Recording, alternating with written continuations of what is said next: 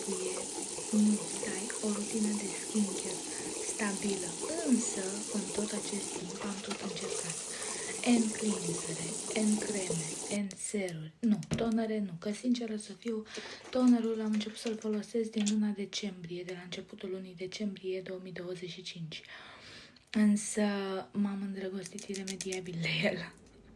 Iar acum sunt convinsă că aceste produse le voi păstra. Mă înțeleg cu ele, este fix ce-mi trebuie mie și poate îmi găsesc timp să-mi fac curățenie în toate produsele skincare, make-up, absolut tot, pentru că este haos atât pe măsuța de machiaj cât și în dulăpiorul din baie. Însă mai îmi trebuie și motivație, să zic așa, să mă pun pe ele. Hai că văd eu că nu fac timp, că dacă vorbim de chef, nu mai fac niciodată la cum am început eu anul. Hai mă, n-ai cum, nu pot să-mi revin, nu pot să-mi iau în mână, mă simt obosită, continuu. Outfit. Ce outfit? Mi-am luat o bluză, o pereche de colanți și asta e tot. Dar hai până una alta să vă arăt ce am făcut ieri. Duminică, că am filmat puțin acolo.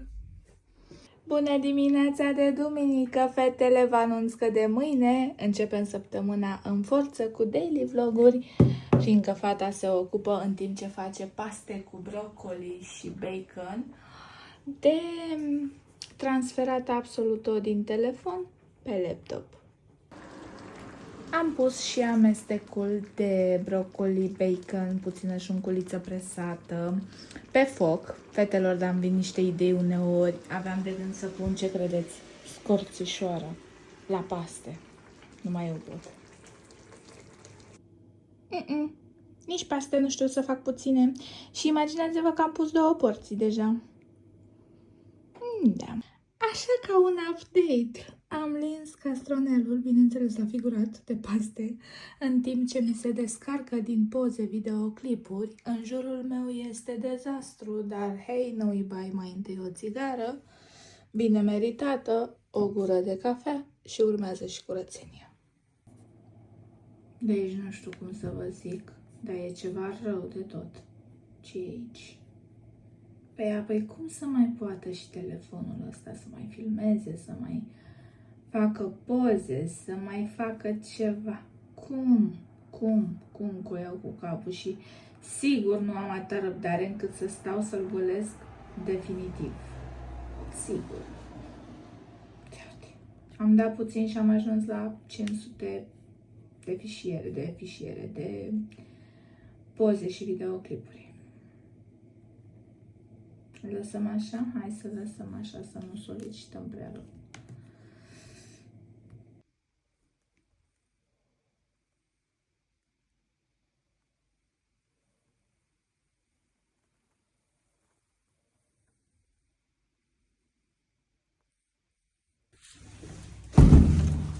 Hai la muncă să muncim.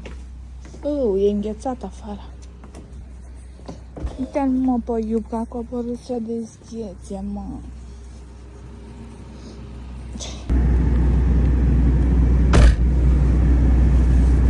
Câte grade?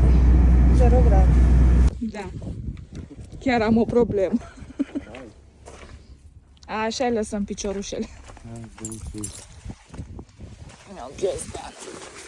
Dar n-are cine să vină pe aici. Nu stă bine? Dacă stai cu brațe în sus.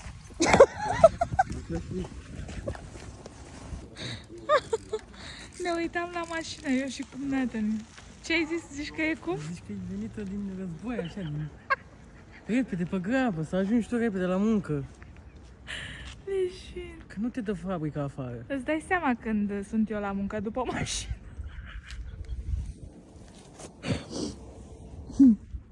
E chic, mă. Iub s-a oprit să schimbe roata, să o pună pe aia de rezervă. Iar eu am zis că intru să fac repede frigiderul, să-l spăl, fiindcă avem niște carne de porc acolo și a curs printre pung, așa, sânge din ăla și mi-o scălbă, dar mor de el. Dar nu fac nimic până nu mănânc niște paste din alea cu brocoli de-am făcut ieri. V-am arătat. Mănânc și după fac. Ești oameni. Dacă vă spun că n-am nici cel mai mic chef să mă apuc de ceva, nu credeți? Ferească Dumnezeu, oriunde nici nu am avut somnul legat azi noapte. Habar n-am, că ieri am dormit după ce am citit, nici nu știu, 20 de pagini maxim, m-a luat somn și am băgat 3 ore ca lumea, ca popa de somn. Și după ce credeți? Că am urcat la mami la 2 țigări și am coborât tot în pat. Deci în afară de pastele alea nimic n-am făcut nici ieri. Da, n-am cum. Cu toate că tot ce aș face acum ar fi o baie fierbinte, oricum baia o fac. Și pijamai. Da, nu putem să stăm așa, n-azi nimic, mâine n-avem chef, poi mine stai așa că parcă aș mai sta. Unde ajungem în ritmul ăsta?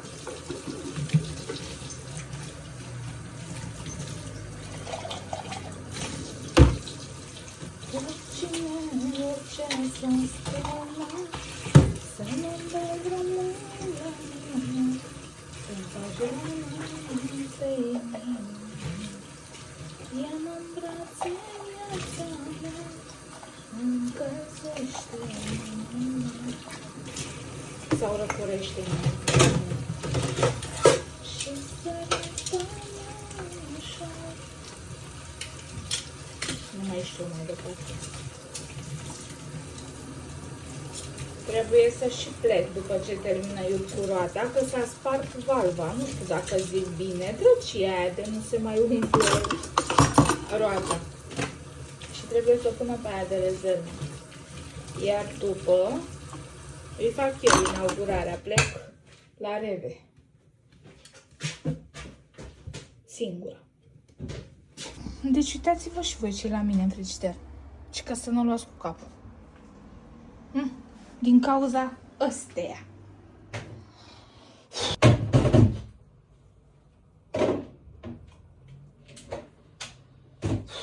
Plâng cu vorbe. Și asta nu e nimic. Rafturile au fost și mai rău, cel puțin ultimele 2. Dar stați așa, tu te ce te închizi? Aici e jalea. Că s-a... A, nu s-a uscat. Ar fi fost urât dacă s-ar fi uscat. Am văzut, bineînțeles, de ieri. Doar că... De unde? Stare și chef și... Bine, nu că azi v-am spus, nu că azi aș fi avut. Doar că nu mai ține de a avea. Ține de trebuie. Mi-e scârbă, nu de alta, mie... Nu mai au nimic din el dacă e așa. Ori e lună, ori nu mai mâncăm. Pe principiul ăsta merg. Jur.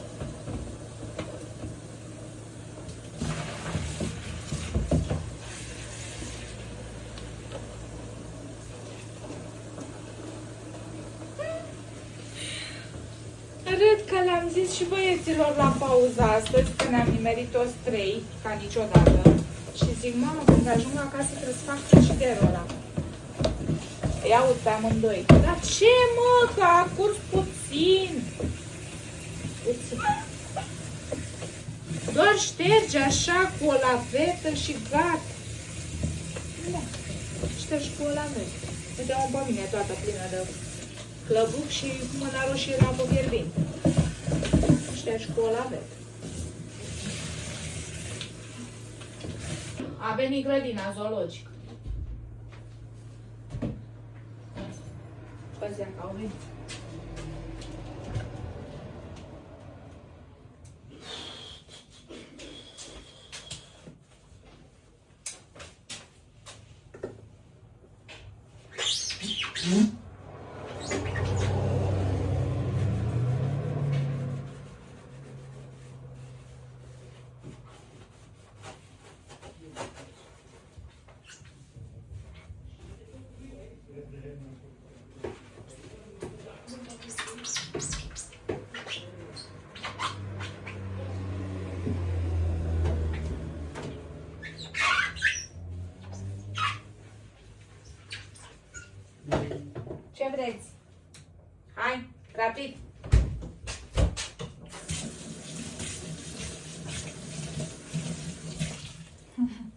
Ia vină, Andruș.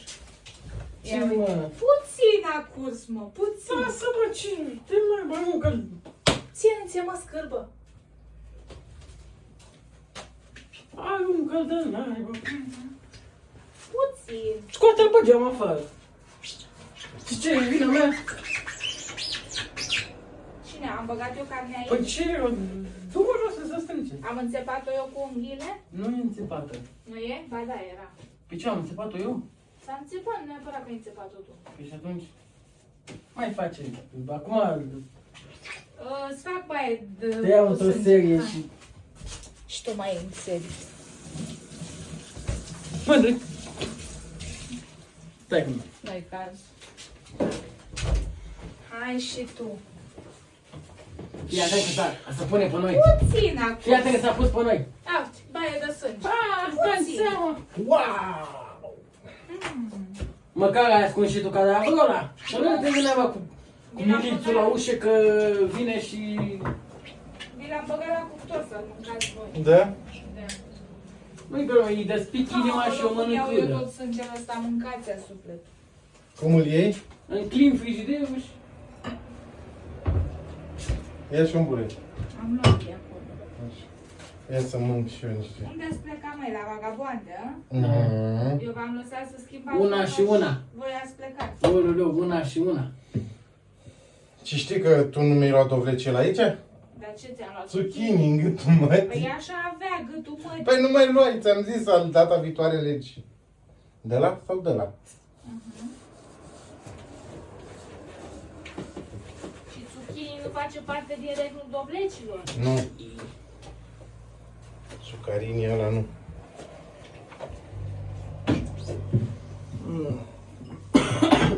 Zici că te-a lăsat, să nu așa mă îndobăs.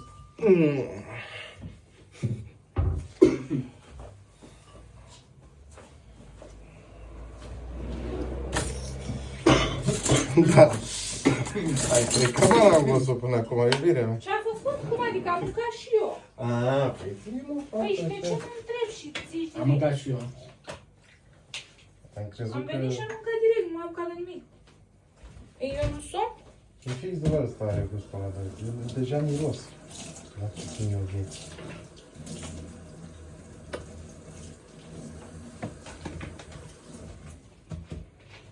Lasă-mă că mănâncă dacă nu mănâncă. Mănâncă. Mănâncă tu. Andrei, tu să-ți mănânci pizza aia. Pe ce e a mea? Da, e a ta. Tu nu știai? Nu. E bine. E o oră când Tu ți-ai cumpărat-o și eu am văzut că e a ta. Ia uite ce faci, mi-a luat și eu am mie. luat două, mă. Eu pe a mea mi-a halit-o de când am luat-o. Păi hai, ții până în cuptor. Păi, fac. Eu n-am fi. Țipă la afară. Iubire, te țipă afară. De unde e? Da. Hai mă, nu o găsești să o țipi? Iubire, Da, iubire. iubirea mea. Da, iubire. Pe balcon dorm sufletul meu noaptea asta. Nu, că mă țip la alta. Nu mă țipi? Ce faci? Mă țipi? Nu vrei să mă țipi? Mă țipi afară. Mai ziceam eu ceva, dar... Hai mă, țipă, mă. Țipă-l de aici. Știi ce am zis de dimineață? Iubire, Țipă, mă, capacul ăsta. mama, când eu îi dau una direct pe geam, pe mine de ce nu v-a Țipă-l. Oh! Ascultă-mă și pe mine. Geamul, ce ai cu lui? A început să zboare pe Vezi aici. că-i vai de capul lui? Vezi că e vorba mea. A început să zboare pe aici. Dacă e vorba ce? Asta nu înseamnă că nu e vorba ta, e vorba luată după editor. Gata, mă. Ce-i cu lui unde mi-e lingura, iubirea mea? Unde ai lăsat? Am găsit altul. Iezi. Și mai și tot două pe ăsta, am un capăt.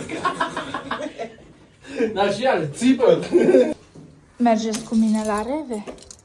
Oh, a parcat-o iub cu fața. Ce drăguț. Niciodată n-am văzut-o cu fața, mă credeți? Niciodată. Dar eu nu o bag așa, nu mă chinui eu în halul ăsta. Lăsați. Cu toate că am senzori, dar nu. Nu. Covorașul și Heidi.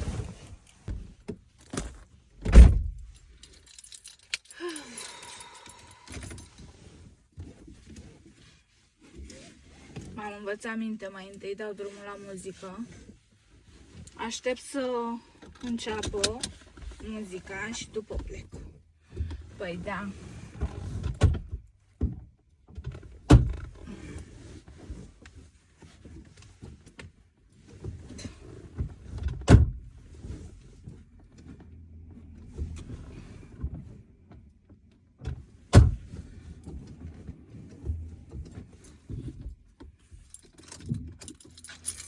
Așa se întâmplă când n-ai memorie la scaun. Trebuie să ți-l memorezi tu. Ea e de la țară, a crescut bucai. Hai, începi. Că până nu începi, eu nu plec. Uite aici stau.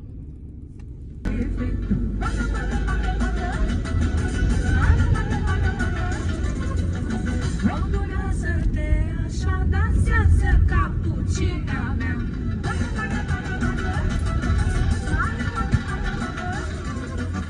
Balerina cu talent, dar asta n-are un efect.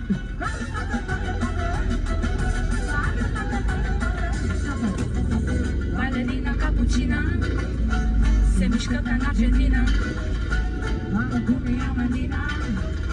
Și cu forme și cu forme. Ușor că ai 30 aici. Alo. Se mișcă ca în Argentina. Mamă, cum e Amandina. Și cu forme și cu forme ca Latina.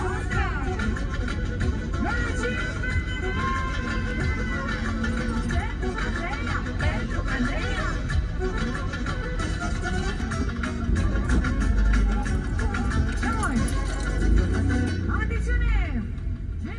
De la Chanel are cel mai scump inel.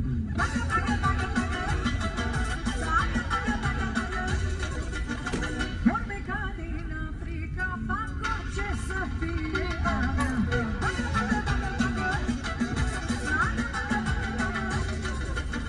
Gentuța de la Chanel are cel mai scump inel.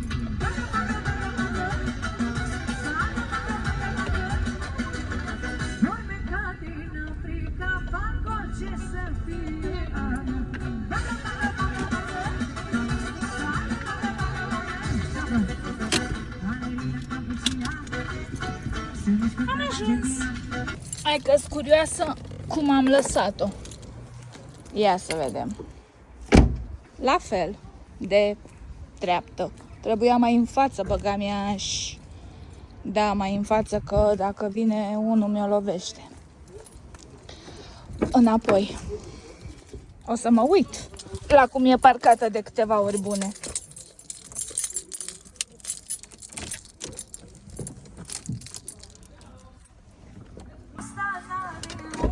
Gata, hai să vedem acum. Altă treabă. E și dreaptă, unde mai puneți? Altceva? Da, așa. Ia să vedem cine ghicește de ce am plecat eu de acasă. Exact, nu mai aveam dulce în casă. Și era puțin necesar. Și voi că n-am mașină în spate, e perfect. Ce faci, ești bine?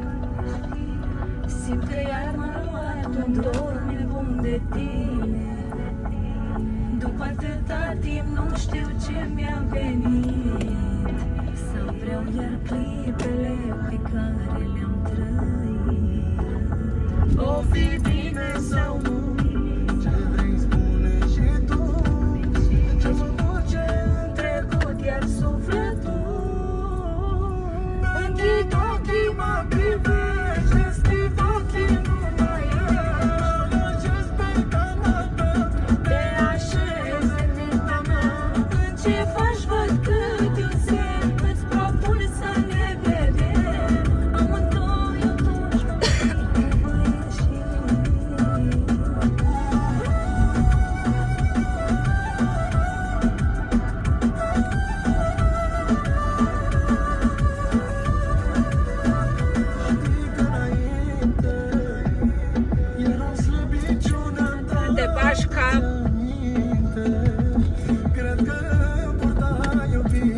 cea mai mare, una ca poveștile muritoare. O fi bine sau nu? Ce crezi, spune-mi și tu? De ce mă aduce în trecut iar sufletul? Ochii mă privești, pe schimb V-am zis că își dă restart de fiecare dată. Uite, fix atât nu mai stăteam eu să pornească a doua oară. Mergem la magazinul respectiv de care vă spuneam. Are tiramisu. Ai luat ora asta? Balansează-te așa, dansează capucina mea.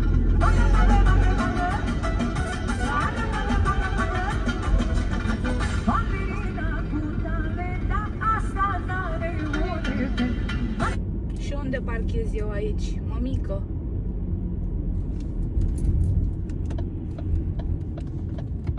În curul stanii.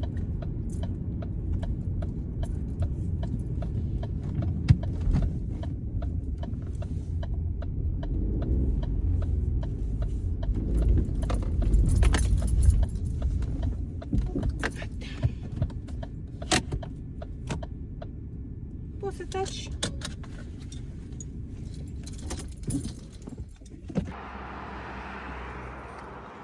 Da. Ăsta e. Nu e ăsta, e celălalt.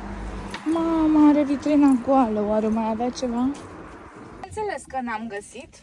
La ora asta au zis și fetele că e prea târziu. Mâine dimineață, ci că da, dragă, mâine dimineață la muncă. Îs la Becuma mâine dimineață. N-am cum. Așa că îmi pun pofta în cui până fac eu. Urați-mi succes, fiindcă acum e mai nasol de ieșit, în sensul în care trebuie să dau cu spatele, pe sensul meu de mers. Și e și trafic.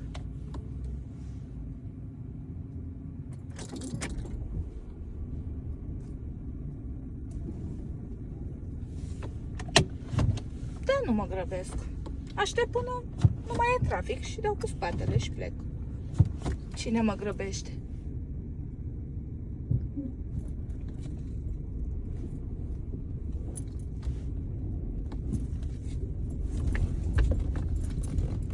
Uite așa.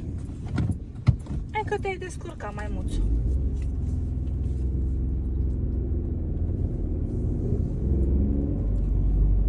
Țin prea mult ambreiajul, nu?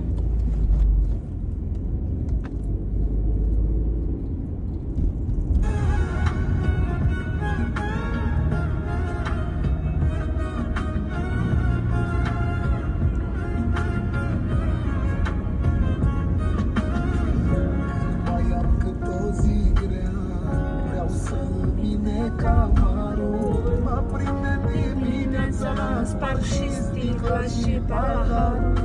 Zi de zi că tu și-ați pe obraz. Eu tot așa am rămas. Vreau cum să fiu un fans.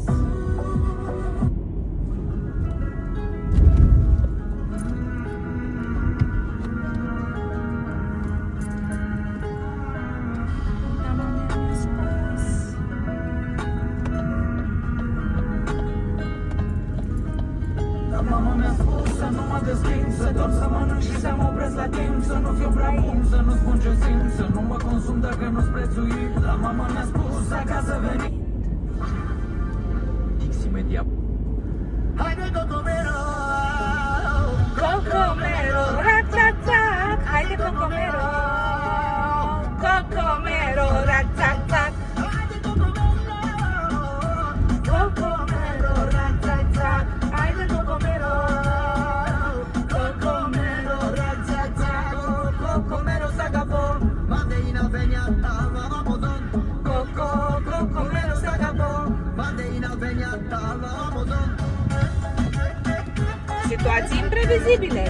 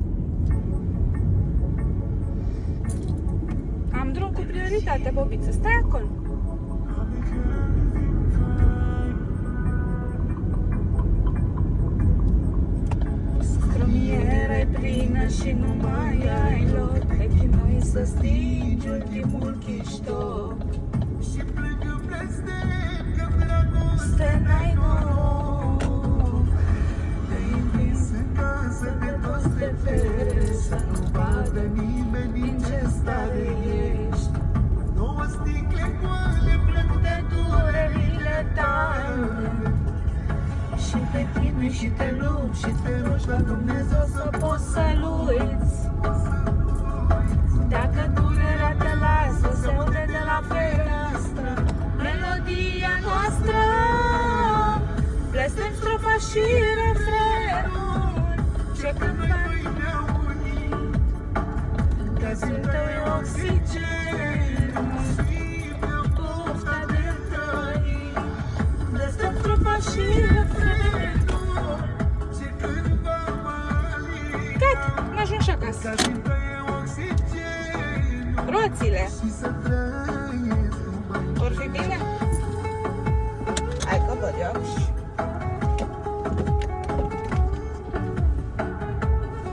Dați așa.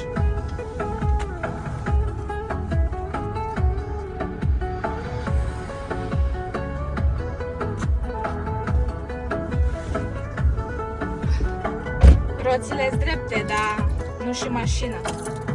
Dar e în parcare, așa o las.